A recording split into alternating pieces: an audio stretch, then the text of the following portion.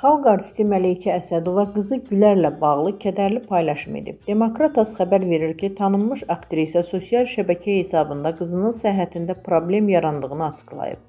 Onun sözlərinə görə Gülər son günlər yayılan virus infeksiyasına yoluxub və vəziyyəti ilə əlaqədar xəstəxanaya yerləşdirilib.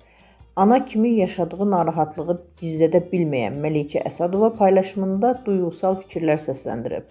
O, övladının xəstələnməsinin onu çox sarsıtdığını bildirərək, bu çətin günlərdə hər kəsə diqqətli olmağı tövsiyə edib. Gözəl qızım qrip olub. Son günlər yayılan bu virusdan qorunmaq çox vacibdir. İndi xəstəxanaya üz tuturam. Allah heç bir anaya övlad acısı, övlad dərdi yaşatmasın. Heç kim xəstələnməsin.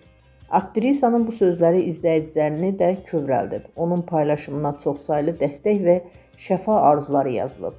Hər kəs Gülərin tezliklə sağalaraq evinə qayıtmasını diləyib.